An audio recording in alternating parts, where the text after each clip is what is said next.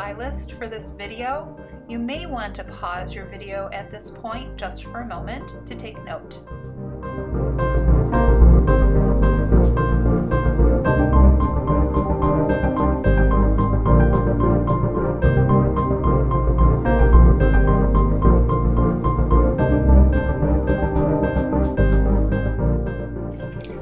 What I'm doing first is carving out the central portion of my stone.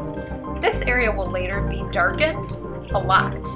Right now, I'm going around the outside of this portion to fill in this segment with one of the lightest colors.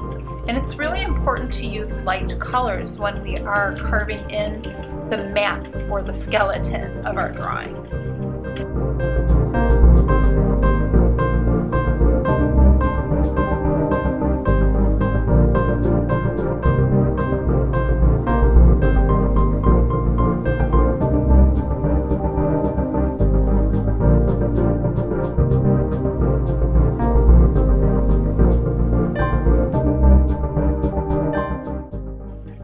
I'm using chartreuse right now because it's a really intense color, and I want the center portion of this stone to really kind of glow.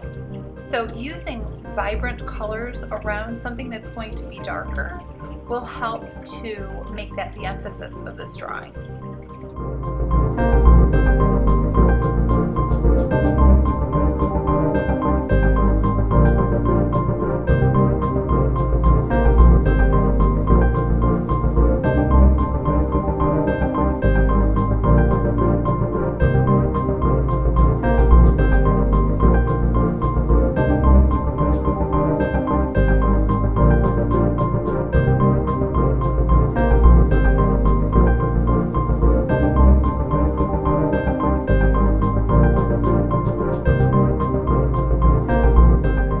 Spectrolite is a fairly rare stone. It's made up of colors like aqua, chartreuse, orange, and bright greens oftentimes together, situated close to one another.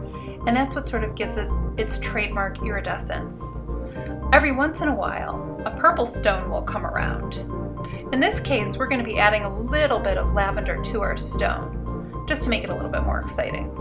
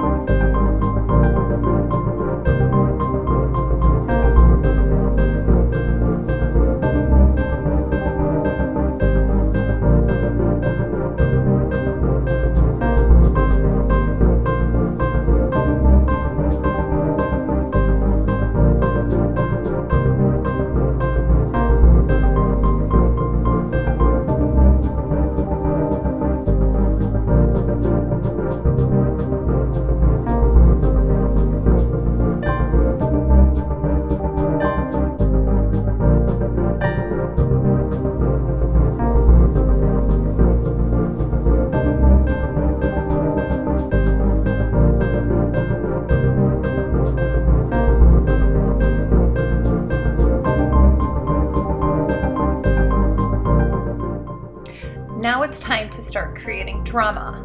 We're going to start adding our color to the center portion of the stone, starting with indigo blue, which is a really rich dark blue, oftentimes confused for black. It just gives it a little bit more character than just black alone.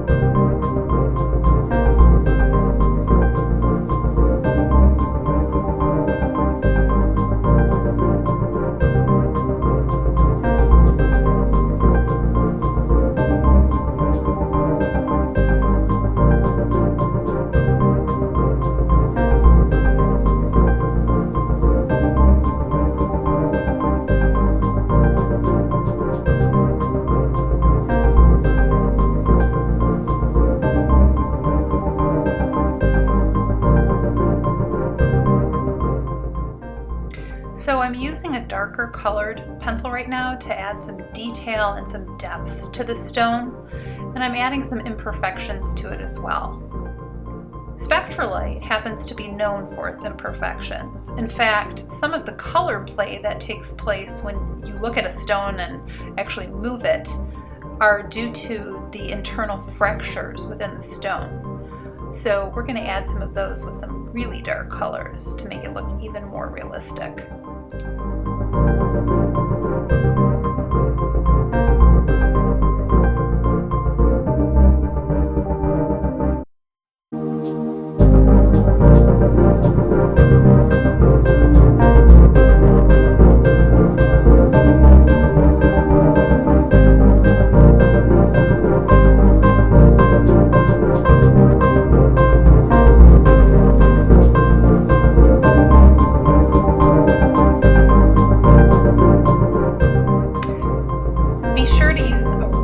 Sharp pencil for this part.